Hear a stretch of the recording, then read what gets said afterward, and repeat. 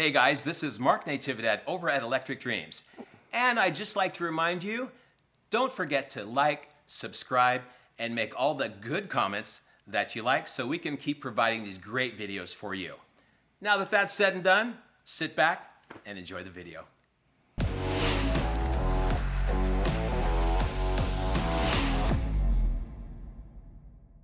Bryan, thank you very much for coming. I know that you were very busy, and I know that's a long drive.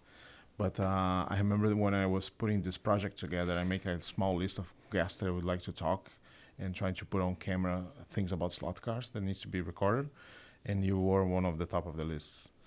And I know that how hard it is to you to be here, how much. Well, it's just, I'm always so busy. Yeah, I know. Right? That's my problem. I know. With so many things, everybody wants, I got commitments to this and that, and then, and then I've got to get ready to go back to Tennessee, and I got this taking me to Tennessee and everything. They wanted me to go for Thanksgiving, and I go, you know what, I'll go for Christmas. Why don't they come back out? So we changed all our plans. They're coming back out here for Thanksgiving, and I'm going back there for Christmas. Okay. But my wife's going next week. I mean, this is going to be a regular affair for her. All right. How long is the flight? Actually, the flights are so convenient. We get at John Wayne Airport about 8:30, right by my shop. So I can drop her off, go back to work or whatever. And then she gets to Dallas, about a 2-hour layover in Dallas, get something to eat, walk around, back on into Chattanooga about 7:30 at night. And where they live is about 15 minutes from the airport. So it's so convenient. Not that far. So it really is. And coming back is the same thing. So it's around 7 hours. Yeah, it's about 7 hours. From when you get on to get off, about actually 7 hours. Before we start talking about slot cars, I heard you telling a story one time that I really need to be on camera. Involves bananas and Monaco. Bananas and Monaco. Well, the only connection would be banana would be that you took like a ship to go to Monaco with a friend. No, not to Monaco. It was Bruce Pascal, Standard Fruit and Steamship, but he sent us. This was me and Tori Anderson. Oh, you and Tori. Right. This was after I'd quit slot car racing. We went to Germany. He just sent a boat over to Germany. But it took us a month because. But you went there to see a Formula One GP, right? Was that Monaco? Oh no! We went to Monaco. We went to the 1,000 kilometers of Spa. It was in the 1970s. So you decided to go to Europe and then you find out like a. Well, John was getting out of the draft, the Vietnam draft. Okay. I had a high number. John. So I was Tori Anderson. Tori was getting out of the. Okay. Right, getting out of the draft, and so we were going to go stay in Sweden. And somehow or other, either I talked to Bruce Pascal or Pascal found out about it. He goes, you guys just be in New Orleans on such and such a date, and you got a trip over there. How long was the trip? Well, it should have been 7 days, but it took almost a month because there was a dock strike. Well, Tori's car blew up.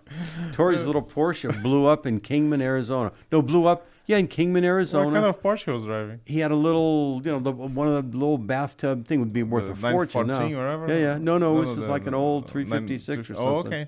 So it'd be worth a small fortune now, but. So you guys drove to Tennessee. We got back home, flew, and the boat had already left New Orleans. We flew to stay with my uncle, who had a chain link fence company, cemeteries and chain link fence, worked for 2 weeks there to get to pay for all the plane tickets, and then got to Savannah, Georgia. That's where we boarded the boat. Another boat. With the boat that was heading there, it came from Mexico to New Orleans to Savannah, Georgia, and then Morehead City, North Carolina. The boat was delivering fruits, right? It was delivering all kinds of stuff. I don't know if there was any fruit, but it was with the Standard Fruit and Steamship line, I think. Oh, okay. Standard Fruit and Steamship. That was Bruce Pascal's. Okay. And then he was vice president, but what Philippe told me later, and I hadn't talked to Bruce. I mean, he was at the shop a couple of times, but I had time to talk to him a little bit. But Philippe told me he actually was working for the CIA too. Oh God! So we got throughout all of this, and I don't know, but it was a long. I mean, we had 2 weeks of dock strike. What a story I could tell about that whole boat trip. It was a tramp steamer. Okay. A 12-passenger tramp steamer, and there was me and Tori and a few other, actual passengers. All right. But it was a tramp steamer, and man, it was. So you crossed the pound in a month, and you got there in Germany, right? Got there to Hamburg, Germany. Yeah. Oh, Hamburg. And then we went to the races. No, we went up to Sweden. We were staying up in little town called Örnsköldsvik in Sweden, where John was born. Okay. It's right up. It's above the Arctic Circle. Okay. So I mean it, and when we stay up there, I mean this is So he was kind of visiting family, and you're just yeah there yeah just to right just tag to along. yeah, right. We kind of planned it out. We're going to go to the races. We're going to go to Monaco. We'll And you do all guys did. this. Yeah. Which year was that? Was like It's 1970 so we went to the 1970 Monaco GP. Monaco Grand Prix, right? Who won it? That Brian was the year Hill? that Rint won, past Jack Brabham on the last lap. And I snuck in. I was on top of the tip-top bar, looking down like this, right on the little straightaway, coming out of the casino turn, right on top of the tip-top bar. It was unbelievable. And then what did you guys do to come back? Same boat? No, I flew back. Oh, Yeah, I flew back. okay. John stayed there. He had a job. I couldn't get any work. I was just hanging on, and he was kind of taking care of me. I didn't need a lot of money. He was staying with his uncle in a place with his uncle had a little house or something, if I remember right. We stayed in a couple different places, and then I came back. I flew back, and he Okay. stayed a little bit longer. He was working at the Volvo, the local Volvo. And then later he came back for good here. Yeah, and he came back for good here. Yeah. Yeah. And that was in 1970. In 1972, I worked for Surtees, Okay. John Surtees. And then we got started involved with racing, right? Yeah, then started getting involved in racing. And still involved with racing because I know that you're not racing, but you do a lot of parts. Oh yeah, I got the old Cooper Formula One car in the shop. I got the old Cooper Formula Two car in the shop. A lot of Cooper Formula One car parts from another guy, and I kind of want to keep the cars out. I kind of keep, I got a little bench there. I say if the parts fit on this car, no problem. If it's bigger than this, I don't want to keep them out. But I got talked into a couple cars that I want to get out of there. And I heard that you do stuff for Singer too, right? Yeah, The Singer seats. I've been modifying them. seats. Right. That's expensive. Old seats right there. old Recaro seats, and they have several different styles, and I just cut them up, take the old headrests off, and put independent headrests on them. Those are very nice cars. Oh yeah, my God, they are. Yeah. Like I remember when they came to the market, it was like almost $500,000. Oh yeah. And now Well, they're I pushing don't $1 million now. I yeah, think some of them. probably more. A lot of yeah. Perfect. Stand in line, right? Stand in line Take and a wait number. for 5 years. 3 yeah. years later, whatever. Yeah, Absolutely. Probably that. Yeah. Can you tell me more about this crew that you guys have back in the 60s? what? The crew that you guys have back in the 60s? Because I heard a lot of stories, and I'm glad that you're here to kind of tell me the truth about it. Like, I heard that you guys were racing, like, sponsored by brands and going to tracks and making money out of it. Like, Well, Sucres was kind of... Sucres was about the only guy that was actually getting paid and making money, and that's kind of happened after I quit. But, I mean, before then, I was racing for Riggin and Dynamic, Okay. and I wasn't getting any And money. they were here in LA, right? Yeah. Like Mar Vista, Culver Right. City, right? Yeah. I don't know exactly where they were at, but I've been to both places, but they were, one of them I think in Van Nuys and Riggin. I don't really know exactly. But you guys were making like a living out of it, like just racing slot cars? Well, we were only kids. I was still living at home. I Okay. was 14, 15, But 16. making money or just parts? I wasn't making any money, but they were sending me, we were flying around and giving us money for either gas fare to get there. We drove one time to San Antonio with Dynamic, or they would pay a flight to fly us to a track or something. Because when I raced back John east. used to tell that famous story that he tells like almost every time that he meets somebody new, that he went to a place to race and everybody was looking at him like he was an extraterrestrial racing in another level. Remember that? Yeah. Like, was that kind of stuff? Well, I was with John on a couple races. I was with him in Atlanta. I was with him in New Orleans. I was with him at San Antonio, and we traveled around a little bit. But they went racing early on. He went on a little trip early before I was. They were racing full time, where I was still playing baseball in high school, I think, and racing, slot cars too. But they went. I think Sucres took a big trip early on and hit a lot of places, Memphis and And then John was telling me a lot of the stories when he came back about, they went in there and, they said, wait till so-and-so comes to town, we're going to blow you away, because he went in there and set records or something. Then when they had a race, John still blew him away. So the difference was in the equipment, or just John was kind of the guy? Well, the difference was probably when he had some of the best stuff, but John was such a good driver. No Right. matter what track he was driving, he hardly ever come off. Really? Oh yeah. That good? Oh my! Well, he was just and he didn't necessarily always have the fastest car or the best car, but generally he would keep it on. That's one thing that I learned when I quit racing. I had a terrible car in one of the last races I ran. It was one of the first Western States race, I think, in Arbor Vitae, the checkered flag at Arbor Vitae, that Charlie Nelson won, and I had a terrible car. Charlie Nelson or Yeah. Charlie Nelson? Yeah, Okay. the amateur. He was an amateur kind of, and he won the race there. And I had a terrible car, and I said, you know what? It's so bad, I'm just going to keep it on. And I just kept it on, and ended up third. And when I came back racing retro, I remembered that. Okay. Right? Keep I on remember the that. slot. John Yeah. Sucres' motto, driving motto, keep the car in the slot. It worked great for him. And, that's what I did too. I just keep it on, and keep it on.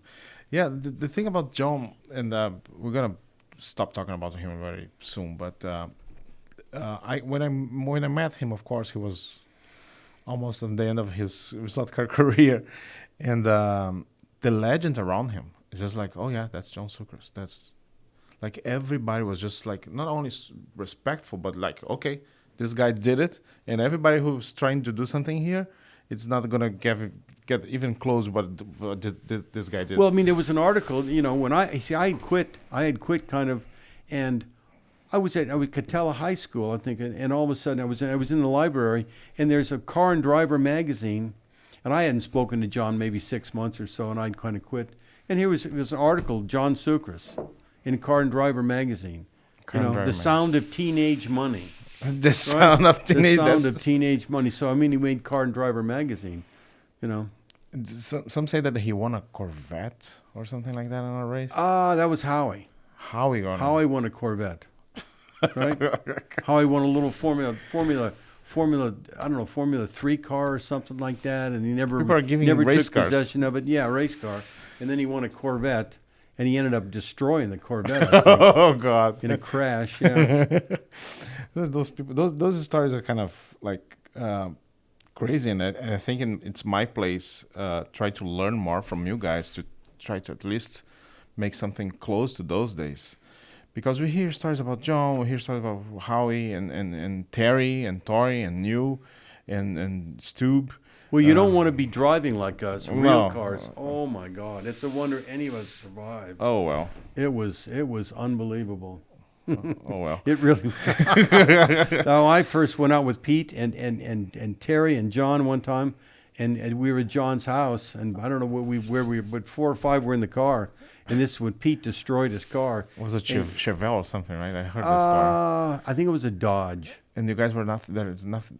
We Was doing just nothing and just decided doing to nothing, go. driving. It was called the San Antonio Slime Pit, all kinds of water, and Pete made a big right-hand turn, getting on the street that leads back to Sucres' house, which I guess San Antonio, Pete Zimmerman, and hit right? the curb, yeah, Zero, right? and just destroyed the car. You guys were all inside of it. And I'm new to these guys. I'm going, oh my God, crazy. And they hauled the car away the next day. And they And all Pete got another one, they another all- Dodge or something. they all kind of speaking of another. They all kind of get along, right? Like there was no. Oh yeah. Well, I know everybody. As far as I'm concerned, everybody got along, no problem. Now later on, I heard Sucres and Stubby didn't get along that good, and for whatever reason. But I got along with everybody. And why do you think?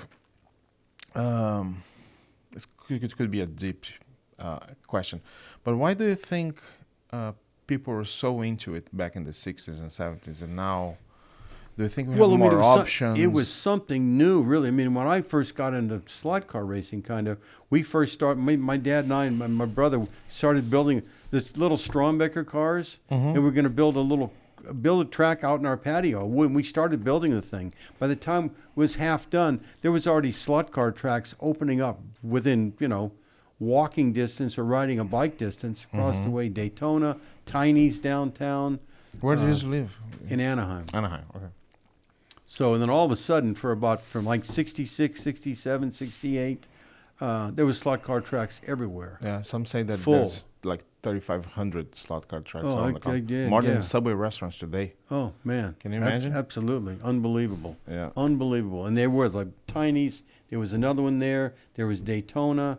There was, I think, Easttown. Yeah, Easttown. Then there was one called Riverside this way. I'm trying to mind. This was just in kind of in East Anaheim alone. How hard it was for a teenager to have like a proper slot car?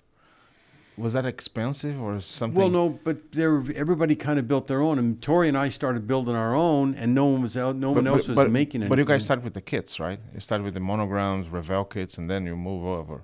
Kind of a rust kit with a little bracket, and you just have pin tubing and soldered it together, and I mean, but we were kind of isolated there in Anaheim and in Orange County because in I think it was 1966, the Rod and Custom race. Okay. I remember Bob Gordon at Daytona said there's going to be a big slot car race. Okay. Up in Culver City. Okay. Classic Raceway. Classic Raceways. Classic Speedways. Culver City. Yeah. Big slot car race. So John and I go, oh my God, fantastic. We had our best cars. We thought we were going to go up there and just blow everybody away. We really thought that, honestly. Okay, we're good. We're going to go up there. And when I walked in... So you hear about this race in Culver City because an announcer in Daytona say that it's going to be a big race. The owner of Daytona happened to say there's a big... the owner of Daytona. And I think it was in the magazine. Raceway, It was in Rod and Custom magazine. So that's the way... I wasn't reading the magazines, but Rod, he said there's going to be a big slot car race. First Rod and Custom race, I think it was 1966. I don't think it was 65. I'm pretty sure it was 66. But we go up there, and I remember this. I walk in the back door, and I'm looking at the cars, and the big bank, come around the bank, and I'm watching the cars, and I go, oh my God, John, we are in trouble. I mean, this was like another world. These guys were flying, and all of a sudden, and then a car come off, and I pick up one of the cars and look at it, and it's a completely different design. All the brass is super, super, super low. Instead of using like the Rusket brackets we're using, they're using a Rusket bracket that I didn't even know existed. It lowered the motor and everything was low and all the brass was bent, so the center of gravity was super low. They had front spoiler and rear spoiler and stuff. And I just go, this is another world. I mean, I didn't know it existed. This was up in they were racing in Los Angeles. Okay. And we were just down in Orange County with their Orange Miniature Raceway in Daytona, and we were, winning down there, and I had no idea this even existed. And then you guys start to move around here and just start to learn more from those guys and try to reproduce there, or? Well, even up there, we started talking to a couple guys, and then actually a couple guys, Mike Morrissey and a few other Rusket guys, kind of took us under their wing, and they gave us a big box of like a care package of old Rusket parts and old Rusket motors, and even some rewound motors and stuff and parts and everything. That you guys never heard of. So we got up to speed kind of pretty quickly, and then we started racing at J&J slot car racing. We'd never been to J&J in Long Beach. Okay. So then we started hanging around with all the guys up here, and then up in, I'd say here, L.A. Mm-hmm. And there was a couple other guys down there. Doug Henline and Dave Grant were guys from Orange County that was racing up, went up there too. I have a story about the Classic Speedway.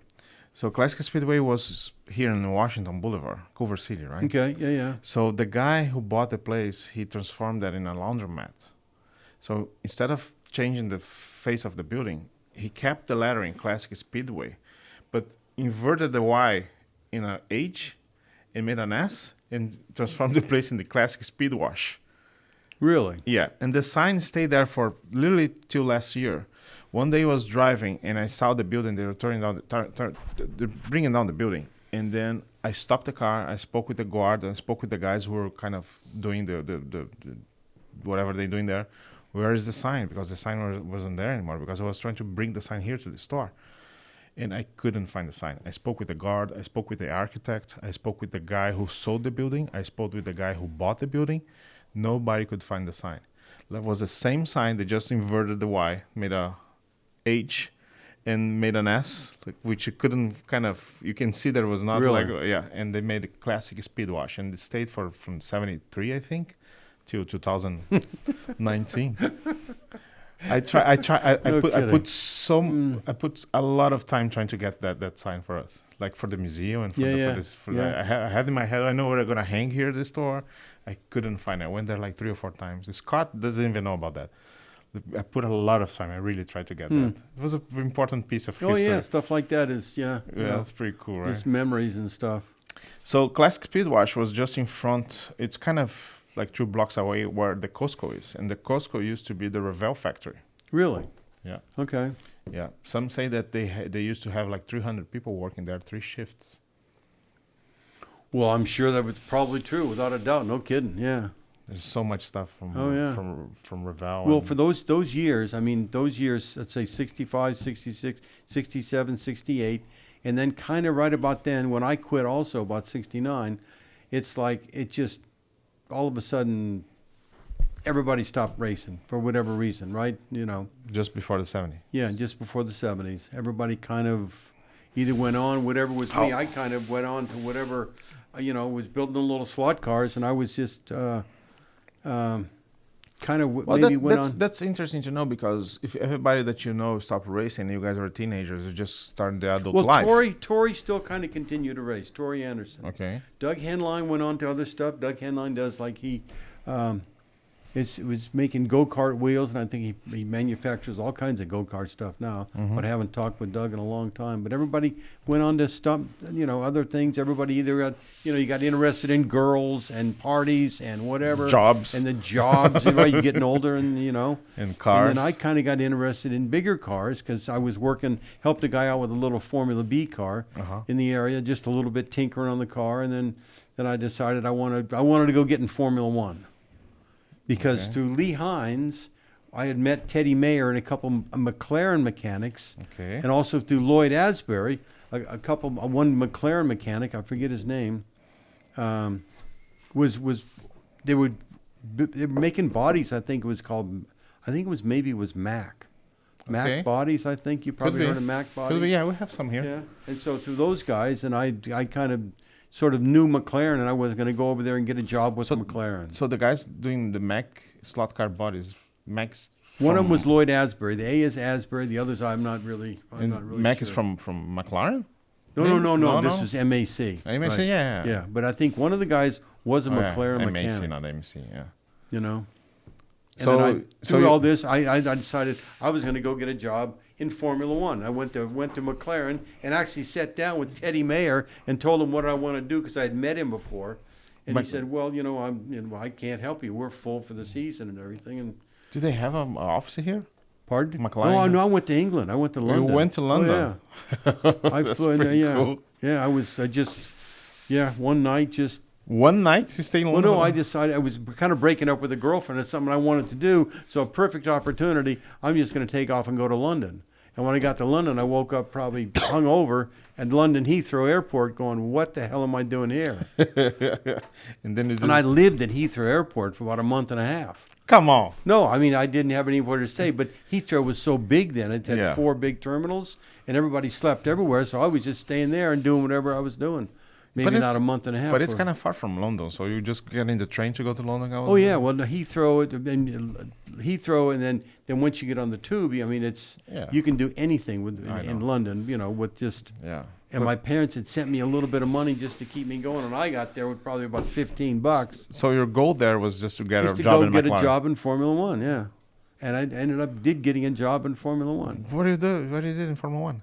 Pardon? What do you... I was a fabricator, just basically a fabricator. But for who? A gopher for Surtees. For Surtees. Yeah. There you go. I tried, McLaren. I went to Lotus. I went here, Frank Williams, And at the race champions, I approached Rob Walker. Okay. Because, Rob Walker, he used to write all the articles for Road and Track for Formula One and everything. So I approached Rob Walker like I almost kind of knew the guy. Okay. And so I, introduced myself as a fan and blah, blah, blah, blah, blah, blah.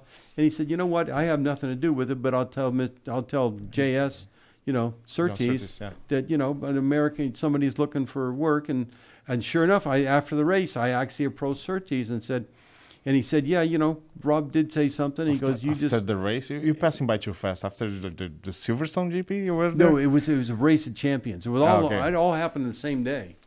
Okay. Yeah, the same day when I was there just trying to get a job, and they said, you come by the factory to Edenbridge, and he gave me a piece of paper here to see this guy, Alan Fenn. I remember Alan Fenn. And I got there, and, the guy says, hey, okay, we'll keep you for a couple weeks. If we don't want you, we'll pay you and tell you to go on your way. And so they decided to keep me. That's pretty cool. Yeah, it was, And that was 1972. 72. So I was over there in 70 at Monaco. Yeah, with the boat ride. With the boat trip, with Torrey. And then came back in 72. Came back in 72. That's what I want to do. Yeah. So did you tour with the team? Oh, yeah. I won a couple races, yeah. And then I got kind of homesick, which was weird. I was there for 6 months, and then then got back together with the old girlfriend, and it was, man. So, slow down a little bit. So you went there for 6 months, working for John Surtees, and the name of the team was Surtees, right? Yeah, Team Surtees. Team Surtees. And who was the driver? Surtees is kind of partially retired. Okay. Mike Haywood, Andrea Diadamich, and you guys have Tim two. Schenken. And and you guys have two cars on the grid. Three right? cars. Three cars. Three cars. And they're Mike Haywood, Andrea Diadamich, and Tim Schenken. And I was a fabricator. And what happened for me, I was a fabricator, but I was pretty, I was pretty keen and I was enthused, and they could see that, he's... But did you have any experience doing that? Actually working on cars, only helping this guy with a Formula B car. Okay. But I kind of knew how the cars work and everything, and I was a metal guy, and I made, with slot cars and everything, and they threw me in at the deep end and said, here, roll a bead around this piece of metal here. And easy. Well, it wasn't easy, but I kind of figured out common sense is you got to do this and this, and I was always good with my hands, so I did a decent enough job. They said, just give me, oddball jobs, fabrication jobs, and stuff like that. And so... And how was the tour with those guys? Like you the reason I got to go with them... put you in a truck and take you to the track? Oh, yeah. I was in the big transporter. I went to Belgium, Monaco, Spain. So when I went to Monaco, I know this place. Races. When I went to Monaco, yes, yeah. I know. Been there before. Yeah, I know this place. But I mean, it's funny to sit down there. I'm there, and tell me, I'm done. I'm just going, oh my God, I can't believe this is happening. But I mean, I was very, very, very busy. What's going on, keeping me busy, with the racing and everything. And do you still follow Formula One? Oh my God, yeah. That's about the only thing I follow. Really? Oh yeah. We have. Well, I used to follow Formula One heads here. I used to follow all kinds of sports religiously: baseball, nut, football, nut, everything. But I mean, I don't even follow any. Just Formula One's the only thing I follow. What do you think about this season? Well, I mean, it's unfortunate that Ferrari had such bad luck and just everything. God. The car looks like it could have been the winning car, but the team just absolutely fell apart. Oh my God! Did you see the Japanese fan last time with a poster saying Ferrari hire me as a strategist? Oh, I know. Just oh my asking God. for a job. I can imagine that. Just to use his Yeah, job. just watch the race, and you watch it. Not again. More rain again. Oh my God! Start the race. Start the race. When the race was starting, we talk about the Suzuka GP. When the race was starting and they stopped the race and they showed the cars again and get into the grid and they have this rolling starting, I thought in my head, Carlos Sainz is gonna stay on for 3 laps, and just like 2 laps crashed. Yeah, poor Carlos. But he's, I think he'll be okay. He's gonna be.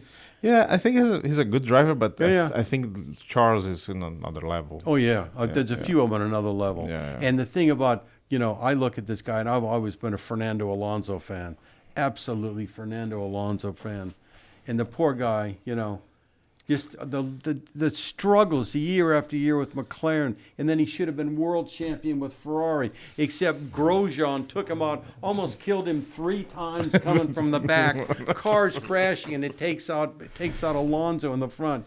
Oh my God! And then he loses it by 2 points or something to Vettel that year. Yeah. But he's coming back now, and the guy goes out there, 40 years old, drives around as fast as anybody, and never makes a mistake. And the guy fights. I mean, they didn't show the battle with Vettel at the end. Yeah, they were like one. Oh, car. I know. There was like a thousandth of a second, but they didn't show the. They didn't show the fight. The television transmission is just really bad. Like terrible. They focus on it's the all wrong terrible. Things. Did you see how they announced how Max was the world champion? I didn't know. The announcement, I was waiting for him to make some kind of announcement about the fact that all week long they were talking about the possibility they're going to take Verstappen's championship away from him. So they didn't say a word. Charles made a mistake on the last curve, right? And he went out of the exactly. track, and then Perez tried to overtake. So you kind of figured they were going to move him back to third. Yeah, so we kind of figured. So Johnny Herbert is interviewing Max Verstappen after the race, just like the cool-off interview. Right. Say, by the way, Max, you're world champion because Charles just I took a know. penalty. Like, everybody, what? I know. What's going on? And it was kind But of it was kind of rainy. It was kind of I almost know, dark. just, The you kind of go, shitty just- setup. And just- you race. And then Max, okay, what am I supposed to do? Should I just jump into it? But Oh, it was, God. obviously the excitement had been long gone because he knew it was going to be a given and he was going to win it. it's such a- Unfortunately, because early in the first 4 or 5 races, you thought to yourself, this is going to be a great season. This is going to be Ferrari and Red Bull. Ferrari had a Duke, good, oh my good God. head start. Good- Well, I mean, Leclerc, I think, had like a 40-point lead after about 4 races or something like that, right? Yeah. And then he went out, and then he blew a couple engines or something, And then have all of to a sudden, take penalties Verstappen and won stuff. 4 or 5 in a row, and then Ferrari started making mistakes with the car that could have won, yeah, and you're several going, oh times. my God, they just blew this season. Yeah. Unfortunately. But coming back to But it's been Alonso. interesting. Coming back to Alonso, he's moving to Aston Martin, and Aston Martin Oh, is yeah. putting the money down. Oh, I know. I was in Silverstone in May, and they're building this huge factory right in front of Silverstone, but like 5 times the size of Mercedes. It's like state of art. You see the construction outside. It's going. You know. Well, that's see, I don't moving. understand that because Philippe said that the reason that Verstappen was going to get stripped of his title is because they had spent too much money. Yeah. And Philippe said he went to Aston Martin because this guy Stroll's father is going to throw a lot more money at it, Yeah. and he wants Alonso to help his son along too. And so I can see where. they call it the budget cap, but the budget cap doesn't. It's not. How do they police It's it a all? structure. Yeah, how Yeah. they police. It's How just do you- yeah. they're building a factory around and hiring more people, but that doesn't go towards the season itself, the development of the car, it's just development of a structure. So you Then- cannot measure like, oh, Yeah, Mercedes has a bigger building. It's just like, I know. yeah, but yeah. But it should be interesting again because I've always been rooting for Alonso, and when he was with McLaren, I'm just going, oh my God, not another year of this. And he's gonna be 42. Pardon? I He's know. gonna be 42. And the guy is still going strong. I'm glad he got a couple Le Mans wins Yeah. when he was there, and I was certainly rooting for him that year at Indy. In the Indy. And he made that whole year at Indy, right? When he came two in, times actually. huh? 2 times he came to He Indy. came to twice, but the second time he never got They going. didn't qualify. He didn't even qualify because Yeah. he was running. Was he with the McLaren or With they didn't? McLaren, They yeah. didn't qualify. Yeah. The first year he was pretty well actually. He was kind of leading. Oh, he was leading the He race was for leading about the 5 race or and 6 the car laps. broke down. Right? The same Honda engine that he was Honda engine blew. complaining. But then that was the year that Sauter won with the Honda engine, right? Yeah. Yeah. The second year they have problems, I believe, with the shocks. They couldn't figure out the shocks. They tried to get from Andretti on the last minute and they couldn't figure out. And they was kind of qualifying on the bump day. And then Juncos, remember? The guy from the Argentinian team racing. Bump him out on the last lap. I know something like that. I remember. I was there. Okay, yeah. That's when you would. Yeah, you sent me some pictures. Yeah, I was You there. sent me. You emailed me a lot of pictures. I wasn't there on the bump day. I came on the Sunday, but I had a friend who was just by the side of Alonso. And if you see the footage, my friend is looking at him, and the Alonso is just like, oh God, he just lost, and he got in the golf cart and just leaves. Yeah, it was kind of for McLaren. It was kind of bad. Yeah. Zach Brown and Gilles de Well, Ferrer was Alonso's been involved. one that he's had the bad luck for all the cars ever since he got his 2 world championships, Yeah. and then the bad luck with Ferrari that one year, like I said, when Grosjean got him a couple times, he should have been world champion that year for Ferrari. Let's come back to slot cars. All right. Yeah, it's absolutely. I when you guys started retro racing, it was very, very popular around, like, say, 15, 20 years ago almost already. When I came back was in 2007. So yeah, 15 years now, 15 years almost, right? Yeah. And you got to come back because of the retro racing? Because people are just doing stuff that you guys are doing in the past and you feel kind of involved?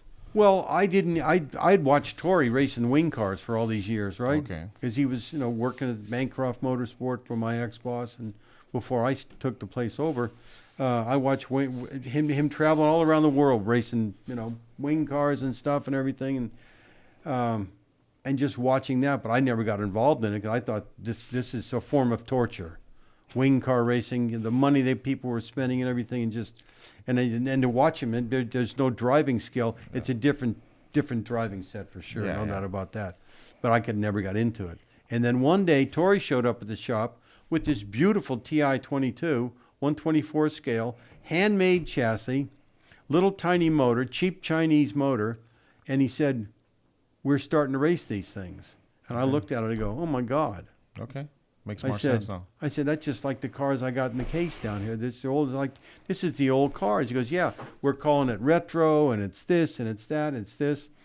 And I didn't go race initially, but then Stubby built me a car. Okay. Mike built me a car, and then I went down there and started racing. Then Buena Park. Pardon? Buena Park. Yeah, Buena Park, right? Okay. Yeah. And then I built my own car, and that was, I think, early 2007, and I've been, back there since. And the thing that got me there, because I like the cars looking like real cars, because the wing cars that Tori raced, Yeah, they're not. they would just, this was, like I say, it was just, it didn't interest me at all. But the Just cars start- that looked like real cars and had a cheap motor, a $10 motor, reliable $10 motor, The not the TSRFs. hundreds and thousands of dollars those guys were spending on motors. And every time Tori'd come back, he blew a motor. And have to Car redo the trouble, whole blew a thing. motor. You go, it just sounds like torture. And then you guys start this race, and it became very popular quickly, right? Because there's a bunch of people. Oh doing yeah, it. well they was started back east, and within a couple of years it got really quick. I mean, all of a sudden people coming out of the woodwork, people that are raced in the '60s coming to Buena Park. There been lots of people. There was times we had like 60 people, Yeah. and even from monthly races, 25, 30 monthly just racers from all over the place. Do you think it's a cycle? Because right now you don't see that thing growing anymore. Well, yeah, I mean, there's a lot of reasons. Now we're losing people, health reasons, passing away, and it's just like, dude, there's no young kids coming in, at least for the retro where you have to build your own car. Yeah. No one wants to really build the cars. Do you have any idea to try to bring new people to this? I don't know. I would have no idea what to do. I mean, I'm kind of in charge, and I wonder, what do we do to get more people to come back? What do we do to get more people to come participate? And it's I don't know what to do. Well, when I got One thing about it, I mean, right now, when we're racing now, the one track is kind of difficult to drive. Yes. And there's a lot of people, and I certainly understand it, especially some of the Formula One cars are kind of difficult to keep on the track. You got to be really kind of good. And after a while, they just say, I'm not having any fun. I don't want to do that. Yeah. So when I got involved, it was like 5 years ago. It was very hot still. Like I remember going, the first time that I raced there was the Westerns, and Eddie Shore gave me a car. Right. And I have some tools because I was racing 1/32 scale here, Big Loose. I said, okay, let me give it a try. Yeah. So I kind of was like a camo chassis. I kind of put it together in sure. a race. I think I was like C main or D main. Oh, yeah, but it was competitive and ran good, and Was pretty you cool. can keep it And I on said, the okay, track, and it's pretty fast. And when it's is the pretty next cheap. one? Right, And the next one was the Checkpoint Cup. right. And then I was like, okay, now I'm going to get involved. So I Yeah. started to discover about the chassis, who's Right. going to cut in the chassis. I started to talk to you. Yeah. So can you give me a chassis? And that's the checkpoint you won, right? Yeah, 2019. So you came back real quick like that, all of a sudden. Yeah, so for me, if you have the minimum experience, it's very not, of course, not easy. It's but not easy, but at least if you it's get involved, doable, right? it's doable. So Like, all of a right. sudden, you're somebody like you that's not really involved gets involved, and you know what? This is a lot of fun. I'm having fun. Let's do it. And of course, Because it's doable yeah, it's doable. I won without for spending thousands of dollars or thousands of dollars, and I won years of out of a practice. stroke of luck over there because it's very hard to win from people like Duran and Mill and Oh. Dale, but it was a stroke of luck that day. But the thing is, even if I haven't won, I would be like almost in the middle pack or between the fast guys, and that's very, very, very good for somebody who is just putting a car together. So it's, in my opinion, it's not that it's a hard class to go. It's very hard to get it up to speed to those guys. It's just because people are not that involved in putting the time and the research and try to talk to people to learn about parts and stuff like that. I remember when I was there for the first time racing the Western States, Eddie literally gave me a car. I just tried to put that thing straight and change the motor and race. But after that, I sat down with Sam and Rick Lynn, and they never met me. And then I started to ask a bunch of questions, and they just gave me all the answers. So with that knowledge, going to his lot blog, seeing the pictures of the car, seeing the weights, talking to you, get the right piece of brass to put the car together. I kind of start to figure out what I need to do. And also Duran was great. Duran, every time that I have a question for him, I just chat with him and just straight out answer. No one's going to give you any misinformation. Yeah, there you go. So it's a very reliable group. But the thing is, I don't believe people are interested anymore in put things together. Well, yeah, that's there. I mean, younger kids, of course, they'd rather be on a computer. Yeah. Right. Unfortunately, they're just everything is some kind of a virtual assembly or One thing that I have here RC Lincoln, the guy who is behind the Wizard Age of Scale stuff. Okay. Yeah. So he told me something that was very interesting that I never thought about it. Like back in the 60s, you have 3,500 slot cars, raceways around. And some of the big tracks, we had 250 people at San Antonio. But there you go. You have this big display of slot car racing that you don't have anymore. And that might be one of the things. Like you don't walk into something and say, oh, what's going on here? This cool place is open. There is a bunch of people. What are you guys doing? Why do you have so many people doing this? Oh, I know. And that's, And that's a little bit what I'm trying to do here. That's why we promote with pictures and bring people. We try to make it easy. Absolutely, yeah. But coming back to retro, I still think and I still believe that you guys set up something very nice for those guys who are feeling nostalgic about it, like you, when you saw the car, I want to race this. But whoever who doesn't have that feeling, that's the people we need to get involved. But everybody's they're doing something else, especially in Southern California, because they say, how come there's a lot more people racing back east than there is here in Southern California? We got the 2 tracks, and there's more tracks back east, and especially in the South. There's a lot of places in the South that I was selling chassis kits and brass parts and stuff to Tony P before he passed away, right? And I was selling them like 100 plates for NASCAR a year. And you'd never see any of these on Slot Blog. You'd never see any on Facebook. They're going to little slot car tracks in the South, and you don't see pictures of it. And nobody's advertising them. Tony said he's just selling them to a lot of places in the South. He don't even know where they're going. Another problem that I have here when I have new people coming, not only new people, new human beings, like new to the slot cars. Sometimes people get very protective. Like I had a case here of someone who was just racing their second race and asking like for basic help, like changing braids and stuff like that. And a guy who is an old comer, I don't know if this word exists, like a guy who was a little more experienced, he says, oh, those new guys always asking for help. They want everything ready to go. Well, sometimes you get a bad attitude from anybody. But you get a bad attitude for somebody who is experienced.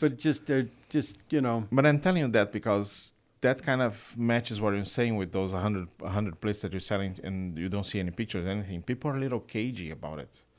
I think the people who are doing this right now, instead of helping more people to come and make it bigger, they say, look, we do this cool thing. This is our small group, and that's it. If you have our age and if you have some experience, you can join us. But if not, this is ours. Well, that's a problem too sometimes, right? Yeah. Very kind of, not necessarily clannish, but they'll stick to themselves, and that's just maybe sometimes everybody's different, just human personality and everything. I don't know what to do. The only thing I know is I'm trying, in the classes we run, I at least try to post some pictures once in a while, right, of the cars just to get it going, because I'm not really a promoter, and I'm too busy to try to do anything. And there's a lot of stuff that say, well, do this and do that. I said, that's not really my responsibility. That's the track's responsibility. The reason I kind of went away from and got into this other raceway, because I figured take a lot of the responsibility off my plate, let them do it. But as it turns out, no one seems to want to do it. That's another point for me. Everybody's busy with other stuff. See, I told people, oh my God, look at Marco. That guy, what he's done. I mean, the guy is a great promoter. He knows what he's doing. And I mean, like I say, look at the success of this place. And look at, I mean, I know it's different than retro. And you got some cars that obviously this is worldwide accepted, and they're great. It's great stuff. It's so you kind of, but you still, they're supposed to be ready to run out of the box, and you can get a car for $49. Exactly. And it's completely different. If I go to Buena Park or Piranha Raceway now and say, "Give me a retro car," they're gonna just well, they got a few of them there. Here's a piece of wire. Only trouble is they're $375. right? And you're going to get some car that probably, you're going to run 2 laps and it's going to hit the wall and it's going to be destroyed. And then And you don't have the skills to who are fix you it. going to be able to have fix the thing and everything? So it's, But you touch another very important point. Like for me, my father used to have a commercial raceway back in I Brazil. mean, you tell me the story. And I saw him promoting. I saw him literally picking up the phone almost every day. Are you coming? Right? Are you coming? Man. Because he was trying to bring more people. Oh, and, of and he course. know that if we have more people on the grid, more people are going to show up. At some point, we have a race sponsored by Pepsi. And we have like 62 people racing there. It was like a big Sunday. We have balloons all over, like big banners and stuff like that. So he was doing this work, trying to bring more. But the thing is, what killed the slot car racing scene in the mid-90s in Brazil was that our currency rate was kind of different. Like when we started doing that, like 3 years, the exchange rate was 1 real, which is our currency, to $1 to like almost 4. Okay, And big difference. And then you can you can buy a pair of braids for 1, and now it's 4. So your racing is going down. Oh man, Like especially people racing wing cars and stuff like that. It's very So expensive. now you throw in a financial issue, and then you got a big problem. It's literally 4 times more to race now. So was kind of kill it. But I'm telling you that because my father was in charge of the races. He was the one giving prizes. He was he's the a one great promoting. promoter. Not only that, like he feel like he is the one that needs to do because he was the owner of the raceway. Sure. Here in California, I don't know how it goes in the East Coast, but we have like those groups or entities or SCRRA or whatever they call in the other side of the country, saying, look, we're controlling the rules, we do the dates, and the raceway is just part of it. It's just like an enabler to have the race. And it doesn't match for me because the raceway is just waiting for you guys to race and promote and bring whatever it is. And you guys are depending on the raceway too to have a clean track, a proper track to race. So it's kind of, and I never see a good communication. Like I never met the owner before Debbie and Jim, but with Debbie was kind of, we're going to open at 8 and that's it. And now that's something that hurts me a lot. When I got involved with you guys, I started to learn and respect the history behind the Bula Bash, the Checkpoint Cup, the Western States, and say, okay, those are big races, and people are coming from. I tried to keep all that the same. The trophy, the your Checkpoint, the Bula, the Western States, and that was all old. Of course, we have COVID, but and all due respect with Rich, because I think he's putting a incredible work putting that raceway together, which is like probably the best raceway in America right now. We just changed we just moved all the races that we have at Buena Park that has been there since the 60s almost to Piranha without any saying anything to the racers. So it was kind of well, the races, that's what they kind of want to do because they got so tired of Buena Park. There's a lot of politics involved in all this stuff. I don't know if I want to get into a lot of it. But I mean, I'm just kind of watching, and I kind of do whatever the racers want to do. And I wanted to keep at least that one checkpoint at Buena Park just for kind of sentimental reasons. But I'll be honest with you, a lot of racers said we won't set foot back in Buena Park again. So you got to kind of deal with all this and make decisions based on, you got people over here that hate people over here, and you got people over here that hate, not the people, but once the two raceways started, everybody, the two different factions, they kind of took sides, and I'm just trying to get everybody to work towards the middle, but I don't have time to be a mediator or or anything. And I'm just going, okay. It's such a small group of people, and it's a small group of people who relate to the same thing. So they should be super friends. Everybody should be like, oh my God. The racers themselves are kind of the same language. But when Buena Park and they didn't like the ownership at Buena Park, and the biggest thing when Debbie passed away. Then all of a sudden it was like, and then Rich was building and taking, he wanted to have that raceway that didn't work out, and so he's going to have his own raceway. Yeah. And when Debbie passed away, there's a new raceway on the block. Everybody said, forget about that. We're going to go. Well, they didn't like, the owner of the one raceway, and they're going to go over the other raceway. Yeah. So there's a lot of stuff going on. Yeah, it's just such a small group. Lot of It's not stuff supposed going to be divided. on. It's supposed And to be. I'm looking at a lot of this stuff, and I'm going, you know what? And I'm busy with my own problems. Not problems, it's just life. Yeah, life. Right? And I don't have time to try to mediate all this stuff. And I kind of know what the answer is, well, what to do. But the trouble is, you try to tell a group of people what to do, and you get 15 other people. Everybody's got to. I go, no, I think we should kind of be more over here, or, you know.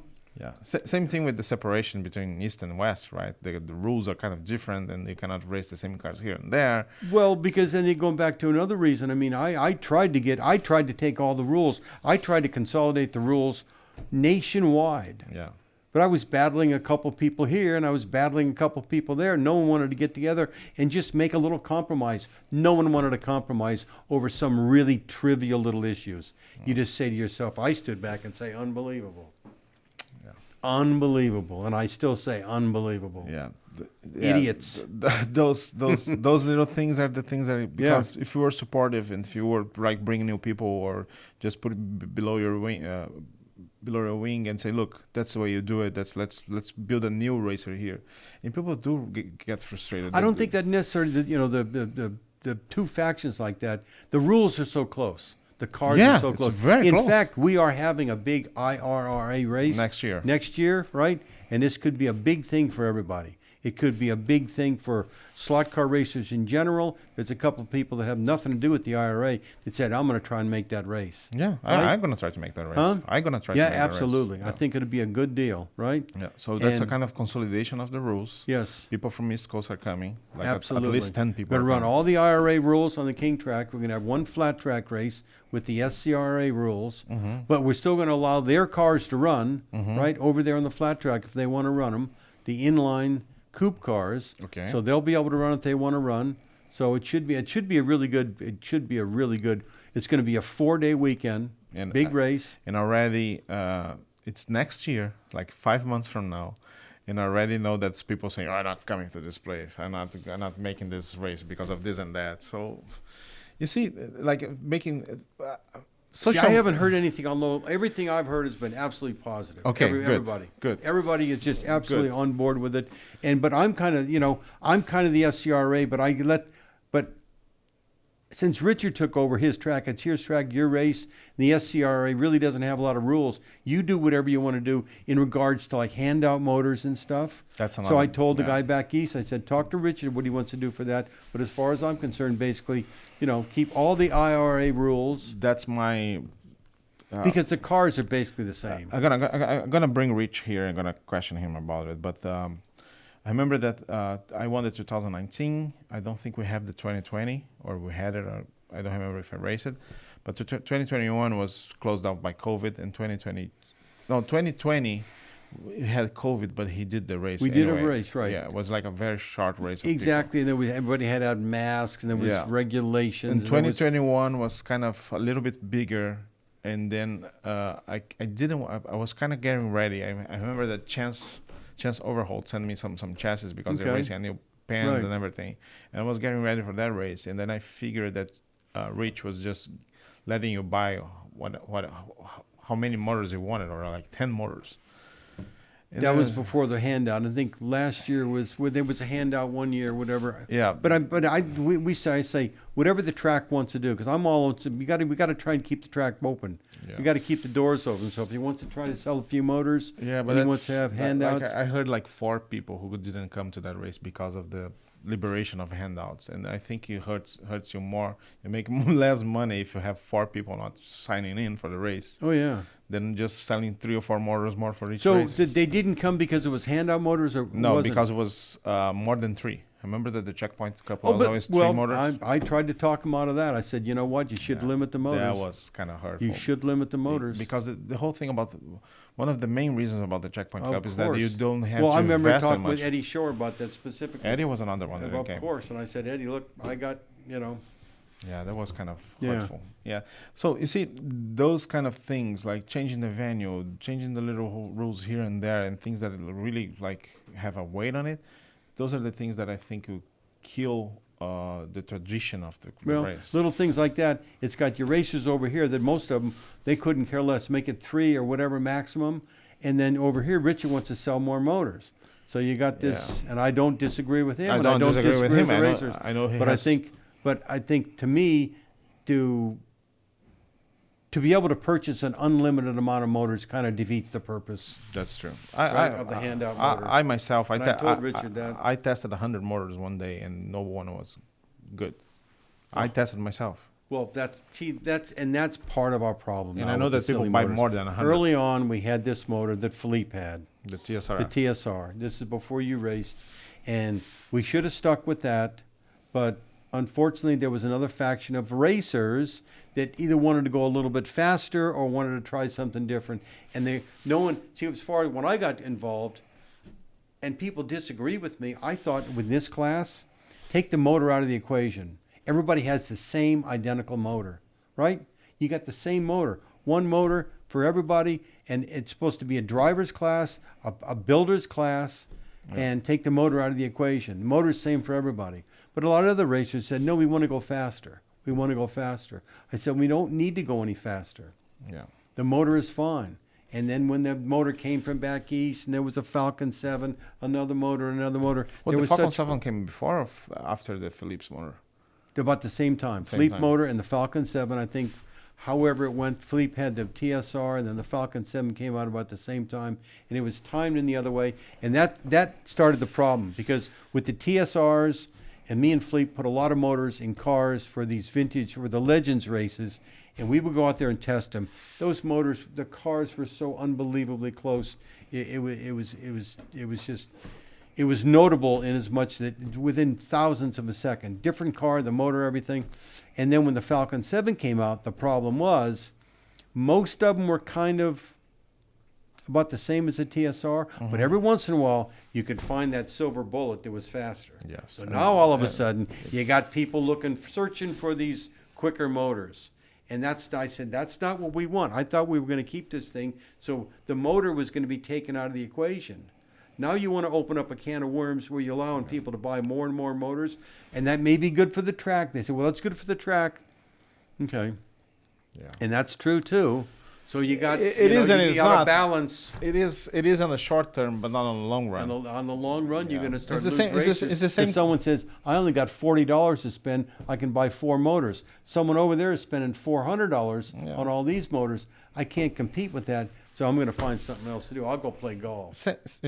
Same thing that happened to 2020 when you cannot be you buy more than 3 motors. Exactly. And then you lose 4 races. I 4 told races, Richard- $2,000. I said, Richard, How many motors you need to make kind to of defeat the purpose of a handout motor. The handout motor is trying to equalize the playing field for everybody. Yeah. Now you let them buy all the motors they want. Like if you lose 4 racers, that's $500 each.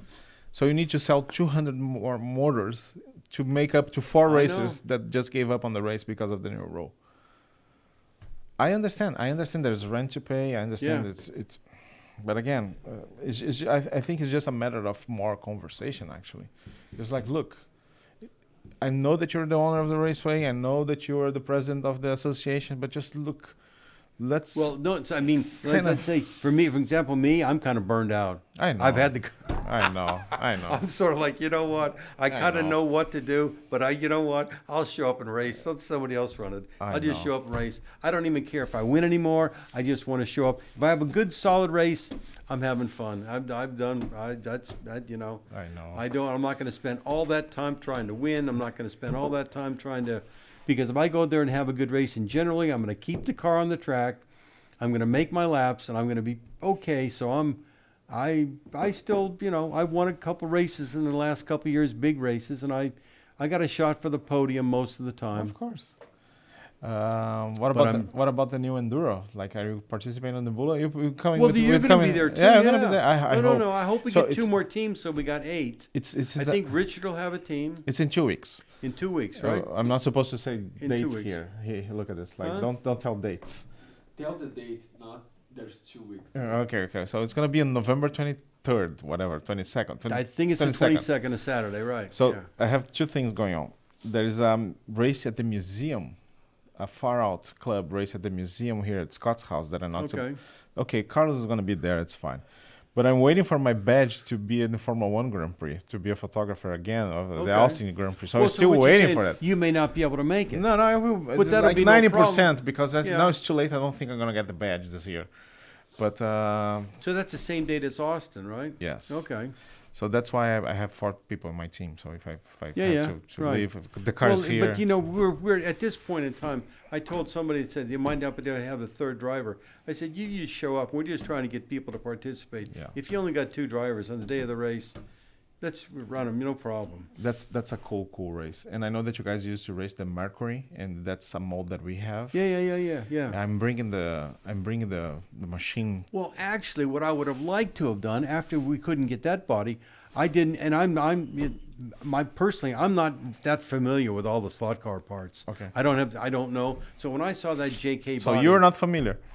no, but all the new stuff. Oh, new There's stuff. so much stuff. Yeah. But when I saw that JK body, and okay, that's, maybe it's not one Fits. of the old, and it fits and everything. And I thought, okay, well, my God, let's just take that. Let's Yeah. run it now, right? So I'm bringing the vacuum form machine to here, and we have the molds up. So we're gonna have Okay. the Mercury again Right. soon, very soon. But personally, I don't want to run the Mercury because you got to really you got to make the piano wire brace in the Yeah, back to it's- keep the it's body. bigger You and- got to do it. Yeah, it's a lot of stuff. And then it's really, I'd like to go with some of the IRRA bodies with their more realistic looking. Yeah. They're the old school, old 60s, 70s bodies. Because the Stock body we cars. got now is kind of like the newer body. Actually, that race you could everybody change the body, so we can race a different body every year. We can race Oh, yeah. NASCAR trucks next year. Exactly. Right. That'd be No cool. problem. Well, Brian. But we what- just made it with those 2 bodies when I said, because we couldn't get the bodies, let's just make it simple. Those 2 JK bodies, right?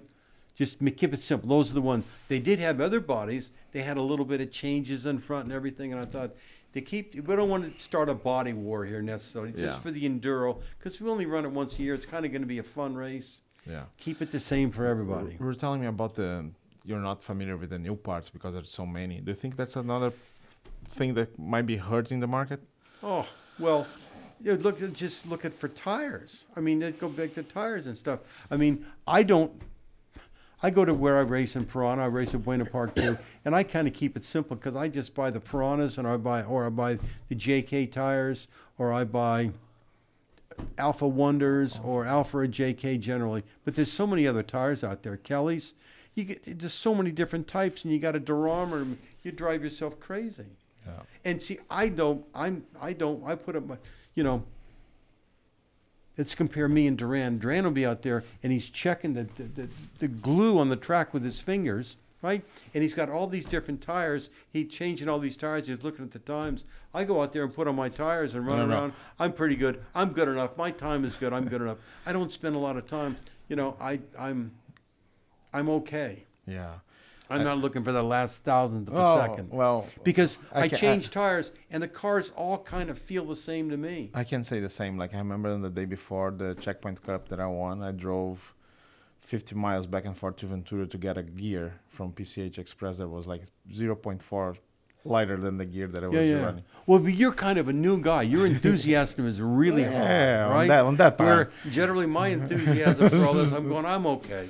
I'm gonna be That's fine. okay. That's right, fine I'm for okay. me. I know I'm probably not going to win, but I'll do my best. And I still got a chance to win. I'm trying to bring Duran here. Pardon? I'm trying to bring Duran here. Oh, yeah, you told me that. Yeah. It's gonna be fun. Yeah. I think he has a lot of share that he doesn't put out. But if I get him rolling, I think he's gonna put a lot out. Well, he's moving back. I think he's moving back pretty soon back to Georgia. Yeah, I know. But you need to get him when he comes out. Yeah, he's gonna be flies here in out. 2 weeks, so that's what I'm trying. Okay. Yeah. Have you talked to him? Over Messenger, he said, "Oh, I will see," Okay. which means no. But when I see him, I'm trying to rescue him, to bring him here force. When are gonna see you racing here? That's my question. Well, that's the problem. I mean, you've got me here today. There's no race today. There's no race today. So I want to make an invitation to be here for the next slotted nationals. We did this last year, a couple months ago, and we had like 63 people enrolled, and we have like 54 coming in. We have some bumps in the way. There was a rule about clearance that I'm changing, and little stuff that I'm changing to make more inviting, but that's a big race. I think you should. The one next year? Yeah. Well, I'll see what I can do. I'll But like I just- say, my biggest I problem see what I can do. That's the worst. but I can't make Can you don't- sign here and you tell don't me? understand. Can you sign? You know, I'm 70-something years old. I should be 70 retired, something. and I've never been busier in my life. I mean, oh my God, now what? That's Now, good. now what- Cool. So there's a piece of And I'm paper trying that you to take- sign. I'm trying to take slot car stuff So, off my plate. Let me grab the very first Yeah. sign up for the race. Bryan Are the Warmack. lawyers here? He's gonna be here. The contracts? Brian, thank you very much. I know the drive was long, but I think we had a good no time. problem. Drive is, you know. And I would love to have you here to share. I'm a big fan, and I know that you helped me a lot during these years. I remember that one day I was in your shop, and you're cutting chassis for me because I was building a lot of chassis for the hard body, Keith Tanaka's hard body, and I have like 20p, like a bag of chassis. Duran, a bag of chassis. There's another name, I think, like Gorski or something. Yeah, And yeah. then there's Marco. So, okay, look at me. Look, I'm this is my field now. I was very happy to see those. I was building a lot of chassis for a bunch of And people. see, that's why I tell people that when we come race, do this and do that. I said, I only got so much slot car time on my plate a month. And my slot car time is down there at the shop, sometime making parts to keep everybody going in the hobby. And, you know, it's not necessarily my time at the track racing cars on a sled, you know, with the cars. But you're also passionate about it, and want to make people come to race. Well, I try to do my part to help out. And it might on the 2020. It might cut into my attendance time sometime because I'm down there, and then now they, you know, I got other things to do. And on the 2020 Checkpoint Cup, the year after I won it, 30% of the field were cars built by me. By You know who? that? By me. Oh, really? Okay. 30%. Really? Yeah. Oh, yeah. That I was the could've- year that we gave Yeah. Jones surprise car. Remember? Yeah. And that car that you cut the chassis and I make together and Well, those little cars have always been. I built cars like that a long time ago, and I built one for Duran, right, a long time ago, I believe. And then I think we built a couple for the two Brazilian guys used to race with us. Hiva Bene brothers. Right, exactly, Yeah. exactly. They're right. here in South Bay. Yeah. Okay, yeah. Well, he just raced about a couple months ago. Yeah, I think, saw that. Ricardo one, the younger Right, one. exactly, yeah. But that chassis that you built, the 2020 Checkpoint Cup, and the car that you cut the chassis, I built the car, and Jairus Watson put the body together. He made like a replica for body Sucre's car, for the Sucre's car. That Scott, I wasn't working for Scott, but Scott sent me pictures of old Sucre's bodies. So I sent to Jairus, and he kind of replicated. And Jimmy Bling was kind enough to give me one of the original Sucre's motor seals so I could put it on the chassis. Okay. That car was the last car that Jones raced. Okay. Pretty cool. Yeah. Now, where's that car at now? Did anybody get it from Lorraine or who? No, I don't know. There's one thing that I really want to try to purchase from Jones stuff. It's one heat sink kind of, you know, those little heat sinks with the magnets that you put on the car. The Mura? No, the little. Yeah, it's called heat sink, right? Yeah. Heat So sink. he had one with pressed letters saying John the Jet. Okay, yeah. And when I gave him the car from the Checkpoint Cup, he wanted to give that to me as a gift. And I said, no, I can't take this. This is yours. It's like he was using that thing since the 60s. Right.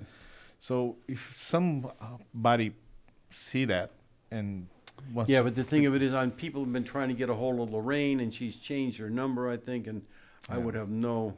Yeah, that's the little Yeah. token that I would like to have from John, because it was kind of special. He wanted to give to me on that day, and it didn't accept it because I don't know.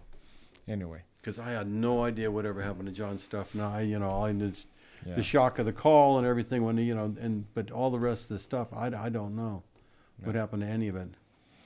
Unfortunate. Brian, thank you very much. Thank you Well, very thank much you. for coming.